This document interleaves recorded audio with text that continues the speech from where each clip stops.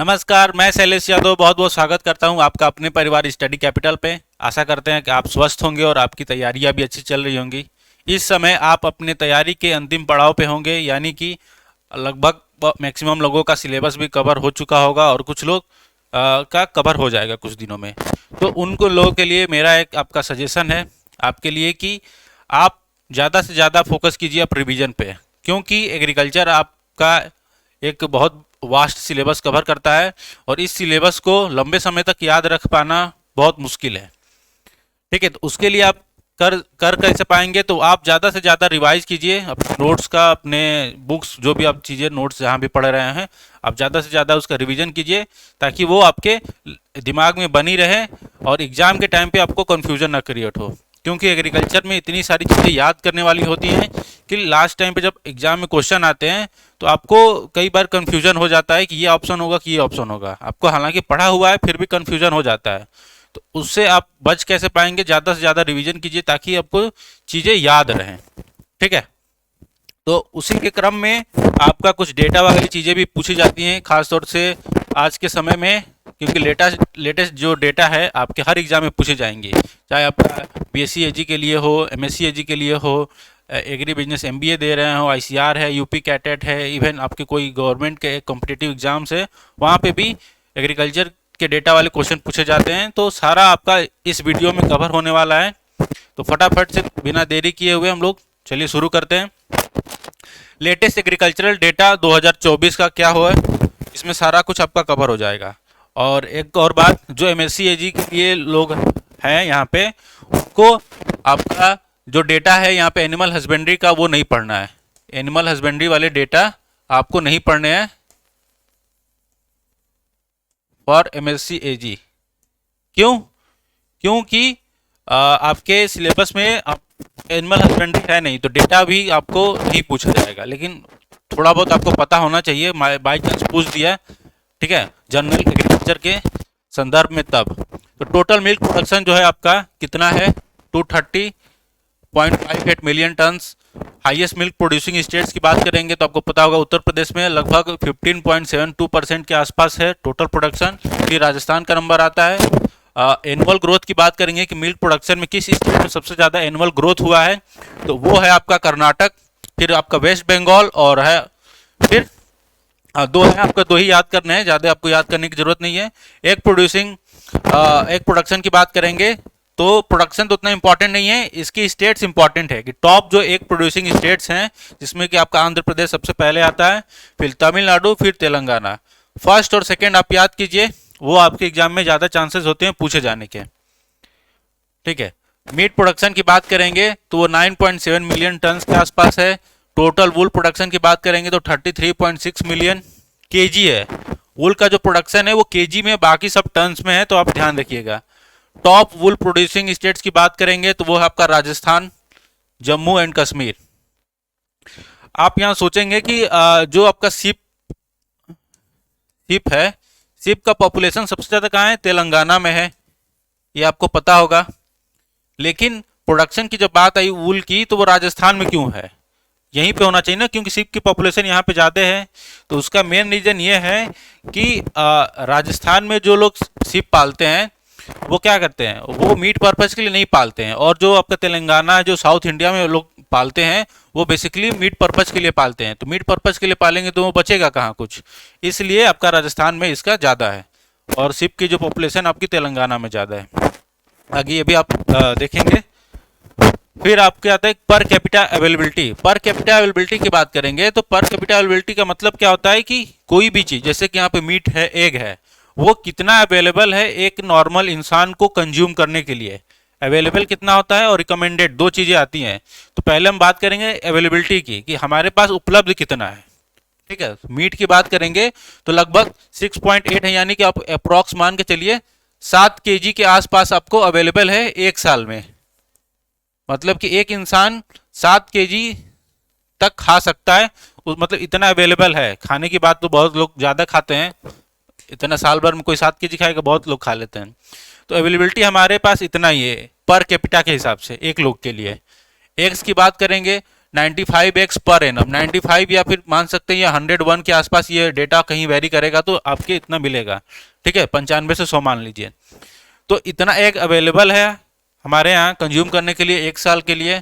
Milk की बात करेंगे तो 444 ग्राम पर डे, मतलब कि ग्राम कह लीजिए, ml कह लीजिए, तो 444, अगर 444 है 444, या फिर उसको मान के चलिए अप्रॉक्स फिगर में 450, ठीक है, ग्राम कह लीजिए या फिर ml कह लीजिए, इतना अवेलेबल है हमारे कंजम्पशन के लिए। कंजम्पशन के लिए मतलब अवेलेबल है एक पर्सन के लिए, इतना पर डे के लिए बहुत ज़्यादा है, जो कि रिकमेंडेड जो होता है वो कम होता है। इतना कोई दूध पी नहीं पाएगा एक ऐसे नॉर्मली इंसान। फूड ग्रेन की बात करें तो 514 ग्राम पर डे। ठीक है, तो ये रही अवेलेबिलिटी की, इतना हमारे पास अवेलेबल है। अब हम बात करते हैं रिकमेंडेशन की। रिकमेंडेशन कौन करता है? ICMR है, Indian council of medical research, और NIN। ठीक है, ये दोनों मिल के क्या करते हैं, आपका ये रिकमेंड करते हैं कि एक नॉर्मल ह्यूमन को कितना चीज़ें कितनी कंज्यूम करनी चाहिए, वो रिकमेंडेड डोज है। तो ये बहुत एग्जाम में पूछे जाते हैं। ठीक है, नेशनल इंस्टीट्यूट ऑफ न्यूट्रिशन इसका वो नाम है। एक्स की बात करेंगे इन दोनों के अकॉर्डिंग कि कितना है, तो एक्स आपके पास रिकमेंडेड है 180 एक्स पर ईयर। ठीक है, ये रिकमेंडेड है, और हमारे पास अवेलेबल कितना है देख रहे हैं, 95x यानी 100x मान के चलिए। तो अवेलेबिलिटी हमारे पास कम है, रिकमेंडेड ज़्यादा है, यानी कि एक का प्रोडक्शन हमारे रिकमेंडेड जो कह सकते हैं डेटा है उससे कम है। मीट की बात करेंगे, मीट का भी ज़्यादा है, 10.8 kg पर ईयर, यानी कि इतना रिकमेंडेड है, लेकिन हमारे पास अवेलेबिलिटी उससे कम है। मिल्क की बात करेंगे तो मिल्क का रिकमेंडेड 377 ग्राम है। ठीक है, या फिर करें 300 ग्राम पर डे, दोनों हो सकता है, ये दोनों के अकॉर्डिंग है। तो अवेलेबिलिटी हमारे पास क्या है, अवेलेबिलिटी तो हमारे पास ज़्यादा है। ठीक है, तो ये आपका रिकमेंडेड हो गया। Vegetable and green leafy vegetables की बात करेंगे तो 400 ग्राम पर डे है। फ्रूट्स की बात करेंगे 120 ग्राम पर डे है। ठीक है, फ्रूट्स वेजिटेबल कहीं कहीं ये आप देखिए, जो वेजिटेबल और ग्रीन लीफी वेजिटेबल दोनों को मिला के है। ठीक है, तो कहीं कहीं ये डेटा आपको 350 भी हो सकता है देखने को मिल जाए। ठीक है, जो अब पहले इतना था अब इतना हो गया है। ठीक है, तो आप मान के चलिए 400 के आसपास है, 380, ठीक, 350, 400। ठीक है, तो ये आपको याद करनी, जितना दिया गया उतना याद करना पूरा। नट्स एंड सीड्स की बात करेंगे 35 ग्राम पर डे। सीरियल्स की बात करेंगे 280 ग्राम पर डे। पल्सेस की बात करेंगे 90 ग्राम पर डे। इतना रिकमेंडेड है, इतना आपको कंज्यूम करना चाहिए, इससे ज़्यादा नहीं करना चाहिए। रिकमेंडेड का मतलब होता है कि इतना ही आपको लेना चाहिए, इससे ज़्यादा नहीं लेना चाहिए। ठीक, अब हम बात करते हैं प्रोडक्शन ऑफ मेजर क्रॉप्स। जो लेटेस्ट डेटा के अकॉर्डिंग जो मेजर क्रॉप्स का प्रोडक्शन है वो कितना कितना है। तो क्रॉप्स इधर हो गई, इधर आपके हो गई प्रोडक्शन, लाख टन में है। फूड ग्रेन्स का इतना है, राइस का इतना है, व्हीट का इतना है, न्यूट्री एंड कोर सीरियल्स इतना है, मेज का इतना है, आपका पल्सेस का इतना है, ऑयल सीड्स का 260। ठीक है, शुगर केन का इतना। तो आप ये डेटा देख सकते हैं, कंपैरिजन भी कर सकते हैं। तो जनरली एग्जाम में ये न्यूमेरिकल टर्म्स वाले डेटा कम पूछे जाते हैं, मतलब कि आपका जो एग्जाम है CUT का, उसमें ये चांसेस कम है कि ये डेटा वाले न्यूमेरिकल डेटा पूछे जाएंगे। यहाँ पे आपका ज़्यादा और कम वाले पूछे जाते हैं, जैसे कि all India production state wise, ये डेटा से आपके क्वेश्चन बन सकते हैं। तो ऑल इंडिया प्रोडक्शन जो बात करें स्टेट वाइज कितना है, तो देखिए ये प्रोडक्ट्स हो गया और ये आपका रैंक हो गया। राइस में बात करेंगे तो सबसे ऊपर आपका वेस्ट बंगाल, फिर यूपी। व्हीट में बात करेंगे तो यूपी सबसे आगे है, फिर MP है। पल्सेस की बात करेंगे तो MP है, फिर महाराष्ट्र है। मिलेट्स की बात करेंगे तो राजस्थान है। टोटल फूड ग्रेन प्रोडक्शन की बात करेंगे तो यहाँ पे आपका यूपी है। ठीक है, ध्यान दीजिएगा, फूड ग्रेन में और टोटल फूड ग्रेन में आपको ध्यान देना है। ऑयल सीड की बात करेंगे तो राजस्थान का है। शुगर केन आपका उत्तर प्रदेश में, सबको पता होगा। टोटल फ्रूट्स की बात करेंगे तो इसका जो टोटल प्रोडक्शन है रैंक वाइज आंध्र प्रदेश में सबसे ज़्यादा है। वेजिटेबल्स की बात करेंगे तो आपका उत्तर प्रदेश में है। ठीक है, पुराने डेटा के अकॉर्डिंग जो था आपका वेस्ट बंगाल था। ठीक है, तो अभी ये 1-1.5 साल से आपका यूपी है, उसमें फर्स्ट है। मीट प्रोडक्शन की बात करेंगे तो उत्तर प्रदेश। एग प्रोडक्शन की बात करेंगे तो आंध्र प्रदेश, पीछे ही हम लोग पढ़ के आ रहे हैं। वुल की बात करेंगे तो राजस्थान। ठीक है, ये पुराने डेटा भी पीछे वाली स्लाइड में हम लोग बात किए हैं। तो ये रैंक वाइज अलग अलग आपके प्रोडक्ट्स हैं, वहाँ पे क्या क्या किस स्टेट का कौन सा रैंक है, तो ये है। जिनको स्क्रीनशॉट लेना होगा वो स्क्रीनशॉट भी ले सकते हैं। ठीक है, और स्क्रीनशॉट लेकर अपने नोट्स में ऐड कर लीजिएगा। प्रोडक्शन की बात करेंगे ये एरिया वाइज है, ठीक है। ये ऑल इंडिया प्रोडक्शन वाइज था, मतलब इस यहाँ से हम लोग बात कर रहे थे, और अब यहाँ पे हम लोग एरिया वाइज बात कर रहे हैं कि एरिया वाइज कौन ज़्यादा है, वो प्रोडक्शन वाइज था। अब यहाँ पे देखिए राइस की बात करेंगे तो एरिया सबसे ज़्यादा उत्तर प्रदेश में है। वीट की बात करेंगे, वीट दोनों में, प्रोडक्शन में भी और एरिया वाइज में भी, दोनों में भी फर्स्ट नंबर पे वीट में। पल्सेस की बात करेंगे एमपी में, total fruit grain UP, oil seed MP, sugar cane आपका उत्तर प्रदेश, ठीक है। तो ध्यान दीजिएगा को पूछ क्या रहा है, वो एरिया वाइज पूछ रहा है कि आपका स्टेट वाइज पूछ रहा है, मतलब प्रोडक्शन वाइज या फिर एरिया वाइज, ठीक है। ये ध्यान आपको देना है। अब हम बात करते हैं production of horticultural commodities. Horticultural commodities की जो प्रोडक्शन है वो किसकी कितनी है, तो फ्रूट्स की बात करेंगे। फ्रूट्स के केस में वो आपका एरिया मैंगो का ज़्यादा होता है, फिर टोटल सिट्रस आता है, फिर आपका बनाना आता है। और प्रोडक्शन की बात करेंगे तो प्रोडक्शन में आपका बनाना का प्रोडक्शन ज़्यादा है, फिर उसके बाद मैंगो आता है, फिर टोटल सिट्रस आता है, ठीक है। ये उल्टा है। वेजिटेबल्स की बात करेंगे तो वेजिटेबल्स में एरिया में सबसे ज़्यादा पोटैटो, फिर अनियन, फिर टोमेटो। फिर प्रोडक्शन में बात करेंगे, प्रोडक्शन में भी पोटैटो, ओनियन, टोमेटो। तो वेजिटेबल में तो दोनों रैंक एरिया वाइज देखें या फिर प्रोडक्शन वाइज देखें, दोनों सेम है, ठीक है। तो ये आप ध्यान रखिएगा।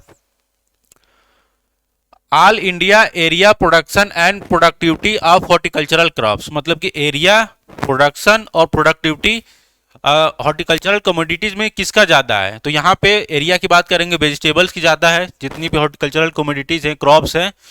फिर आपका फ्रूट्स आते हैं, फिर स्पाइसेस आते हैं, फिर प्लांटेशन क्रॉप आता है, फिर एरोमेटिक एंड मेडिसिनल आते हैं, फिर फ्लावर्स आता है।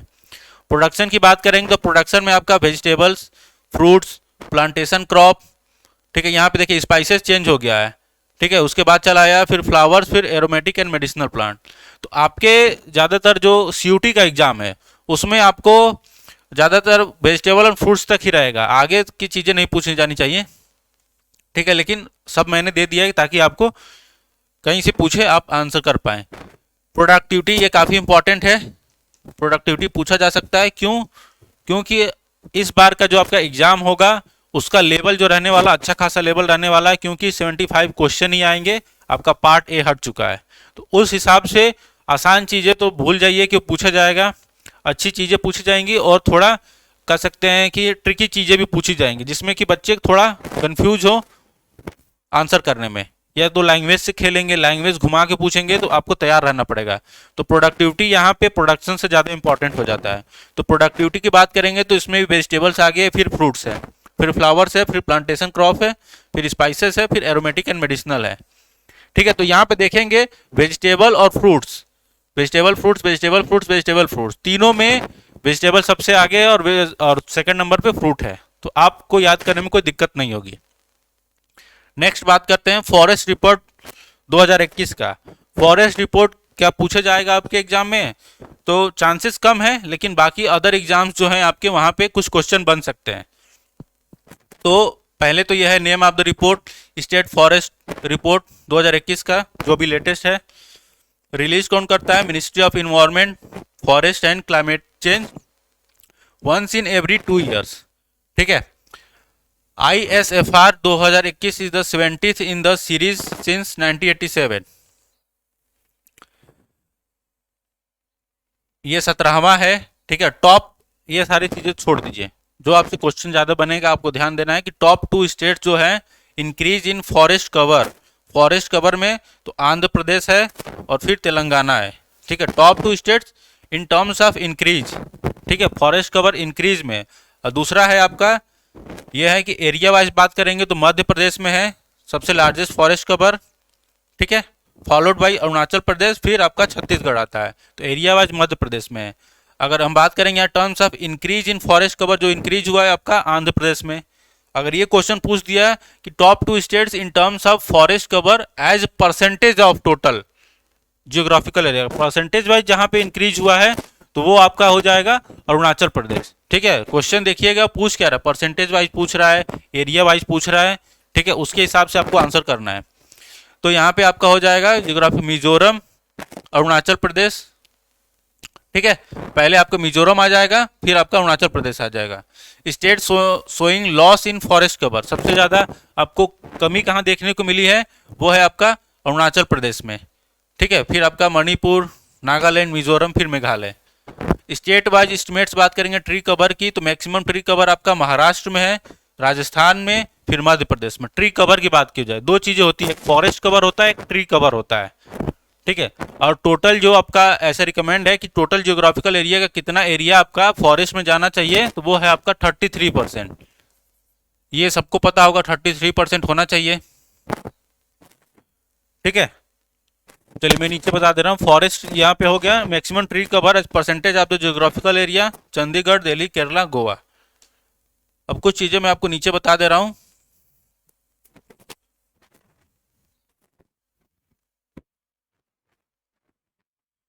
देखिए टोटल एरिया का, जियोग्राफिकल एरिया का कितना परसेंट फॉरेस्ट के लिए होना चाहिए, तो वो होता है आपका 33%। 33% होना चाहिए, लेकिन है हमारा कितना, जो हमारा डेटा है वो 24.62, जो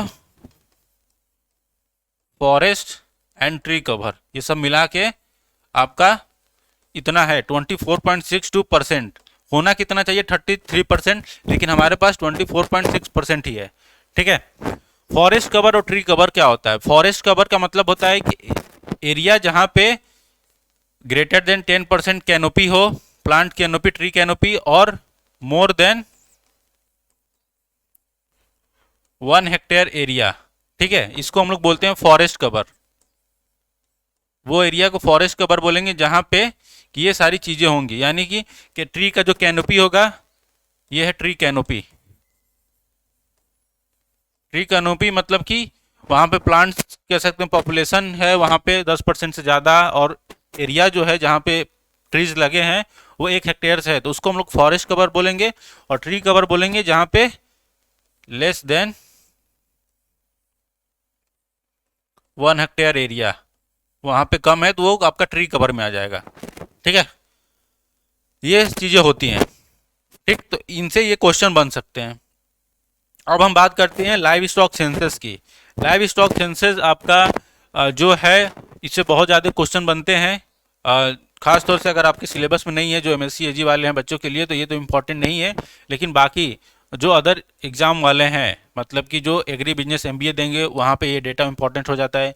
बीएससी एजी वाले जो बच्चे हैं, जो बीएससी एजी के लिए एंट्रेंस देंगे, उनके लिए डेटा इंपॉर्टेंट हो जाता है, ठीक है। तो जो लेटेस्ट डेटा है आपका 20th लाइव स्टॉक सेंसस का है, ठीक है।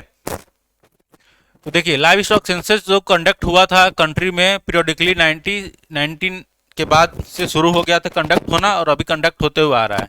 तो अभी जो हमारे पास लेटेस्ट डेटा है वो 20th लाइव स्टॉक सेंसस जो हुआ था लास्ट वाला, उसका है, ठीक है।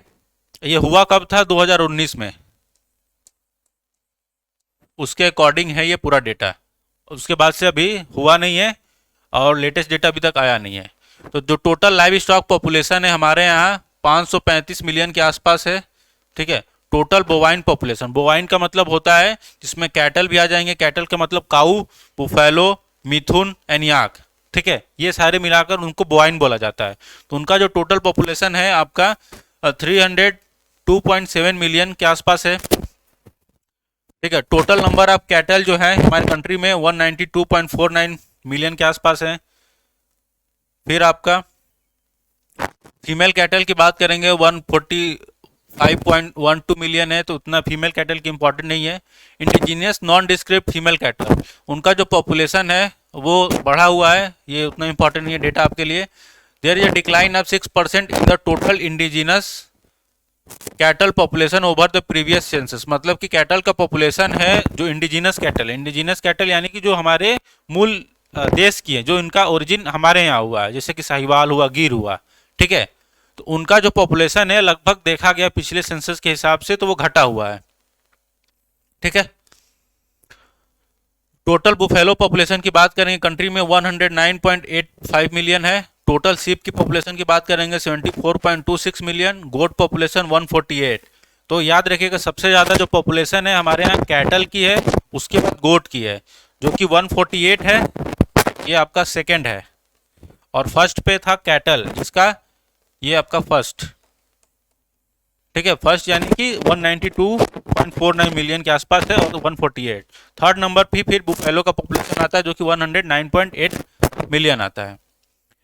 टोटल पिग की बात करेंगे, पिग पॉपुलेशन 9.6 मिलियन है, और टोटल कैमल पॉपुलेशन की बात करेंगे जो कि 2.5 लाख है। इस डेटा में अभी के सिनेरियो के हिसाब से सबसे ज़्यादा जो इम्पोर्टेंट है वो है आपका कैमल का पॉपुलेशन। क्यों? क्योंकि कैमल की पॉपुलेशन दिन पर दिन घटती जा रही है। हमारे इंडिया में केवल 2.5 लाख कैमल ही बचे हुए हैं। मतलब समझ रहे हैं, यहाँ पे क्या मिलियन में है और यहाँ पे लाख में है। ठीक है, तो 2.5 लाख कैमल्स ही हमारे यहाँ बचे हुए हैं। तो इसी चीज़ को कैमल्स के लिए अवेयरनेस के लिए लोगों को जागरूक करने के लिए, इनको बचाने के लिए हर साल एक इंटरनेशनल ईयर के तौर पे मनाया जाता है। जैसे पिछले साल मनाया गया था आपका इंटरनेशनल ईयर ऑफ मिलेट्स को कह सकते हैं उसकी खेती को बढ़ावा देने के लिए। तो वैसे ही इस साल 2024 का साल है, इस साल इंटरनेशनल ईयर ऑफ कैमलिट्स के रूप में मनाया जाएगा, क्योंकि कैमल्स की पॉपुलेशन को कंजर्व किया जा सके, उनको बचाया जा सके, उनके पॉपुलेशन को बढ़ाया जा सके। क्योंकि ये आपका जो माउंटेन रीजन्स है, माउंटेन वाले एरिया हैं, खासतौर से ड्राई रीजन जहाँ पे होते हैं, वहाँ पे जहाँ पे हॉट एंड ह्यूमिड क्लाइमेट होता है, hot and dry climate, humid नहीं, हॉट एंड ड्राई क्लाइमेट, वहाँ पे कैमल एक बहुत बड़ा साधन है आने जाने का। कह सकते हैं एनिमल्स, जैसे यहाँ पे हम लोग गाय भैंस रखते हैं, वहाँ पे लोग कैमल्स रखते हैं मीट के लिए, हर एक चीज़ के लिए बहुत ज़्यादा इंपॉर्टेंट है। तो उसको बचाने के लिए इस साल जो है इंटरनेशनल ईयर ऑफ कैमलिट्स के रूप में मनाया जाएगा। तो ये आप ध्यान रखिएगा, खासतौर से एग्रीकल्चर वाले बच्चे। ये जो साल होने वाला इंटरनेशनल ईयर ऑफ कैमलिट्स के रूप में मनाया जाएगा, जो कि पिछला जो साल था 2023 इंटरनेशनल ईयर ऑफ मिलेट्स था। कैमलिट्स क्या होते हैं? बेसिकली कैमलिट्स एक कह सकते हैं स्पीसीज है जिसमें बहुत सारे फैमिलीज के आते हैं। जैसे कैमल्स के ही बहुत सारे रूप हैं। जो हमारे यहाँ कैमल देखते हैं लोग यहाँ पे राजस्थान में, वो कैमल दूसरे तरह से हैं। ये जो दिख रहे हैं आपको ये पिक्चर में, इनको एक्चुअली कैमलिट्स कहा जाता है। ये थोड़े कैमल से अलग होते हैं। देख रहे हैं, जो हमारे यहाँ जो कैमल होते हैं वो एक ऐसे कुमड़ बना होता है उनके ऊपर, वो कुछ ऐसे होते हैं। ठीक है, एक कुमड़ ऐसे बना रहता है, मान लीजिए।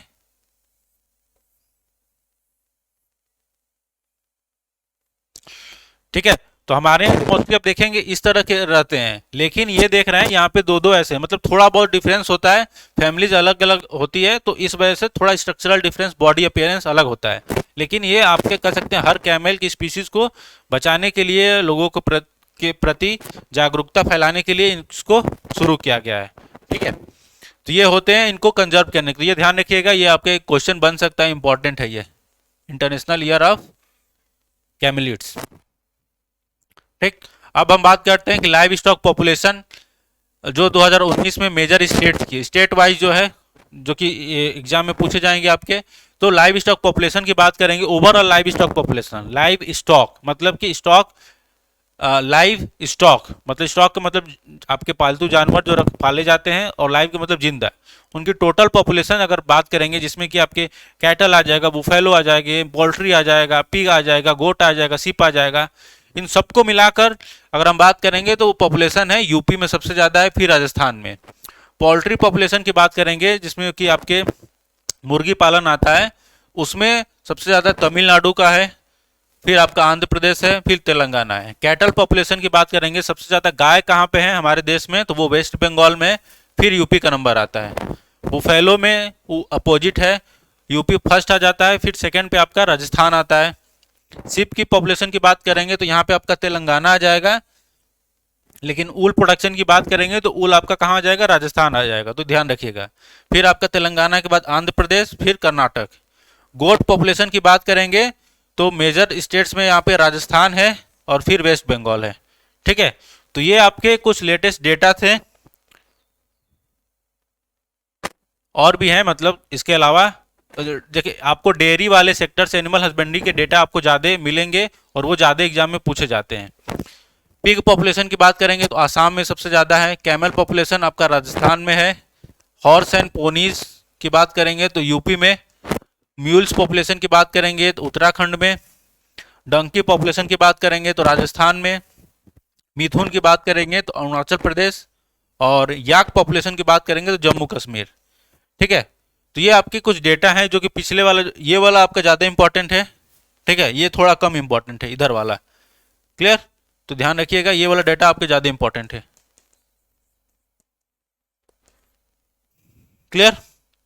तो ये थी आपके कुछ लेटेस्ट एग्रीकल्चरल डेटाज जो कि आपको एग्जाम में पूछे जा सकते हैं, जहां से क्वेश्चन बनने के चांसेस होते हैं।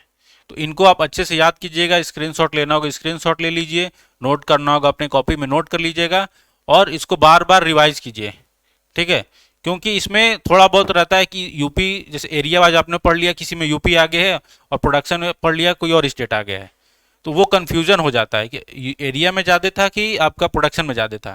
तो ये सारी कन्फ्यूजन ना हो तो आप इसको बार बार रिवाइज कीजिए, लिखकर जैसे भी प्रैक्टिस कीजिए, अपने नोट्स को फॉलो कीजिए। और इस टाइम आप ज़्यादा इधर भटकने की कोशिश मत कीजिएगा। भटकने का मतलब है कि कुछ नया पढ़ने लगे, बहुत चले कि ये चीज़ मेरा तैयार नहीं है, वो चीज़ तैयार नहीं है। आप अपने बेसिक्स पे फोकस कीजिए, जो आपको अच्छे से तैयार है उनको बार बार रिवाइज कीजिए और टेस्ट वगैरह देते रहिए। टेस्ट देना बहुत ज़रूरी है, ठीक है। टेस्ट देंगे तो ही आपको फ़ायदा मिलेगा, आपको पता चलेगा कि आप कितने पानी में हैं, आपकी तैयारी कैसी है, ठीक है। तो आप टेस्ट चाहे आप जैसे भी दें, अगर हमारे यहाँ क्रैश कोर्स लिए हैं, मतलब टेस्ट सीरीज लिए हैं, तो वहाँ से दे सकते हैं, या फिर जो अगर पेड वाले बच्चे हैं तो उनको तो मान लीजिए टेस्ट मिल ही रहा है। तो जैसे भी कर रहे हैं टेस्ट दीजिए, रिवीजन कीजिए, टेस्ट दीजिए, रिवीजन कीजिए, यही आपको करना है। और जहाँ जहाँ आपको गलती हो रहा है टेस्ट के माध्यम से आपको पता चलेगा कि मेरा ये चीज़ अभी तैयार नहीं है, ये क्वेश्चन गलत हो रहे हैं, उनको प्रैक्टिस कीजिए और उस पर अपनी पकड़ बनाइए। तो आशा करते हैं कि ये वीडियो आपको अच्छी लगी होगी। अच्छी लगी होगी तो वीडियो को लाइक कर दीजिएगा और चैनल को सब्सक्राइब करके बेल आइकन प्रेस कर लीजिएगा ऐसे इन्फॉर्मेटिव वीडियो के लिए। हम आप हम आपसे मिलेंगे ऐसे ही एक नई वीडियो में। तब तक के लिए बहुत बहुत धन्यवाद। नमस्कार।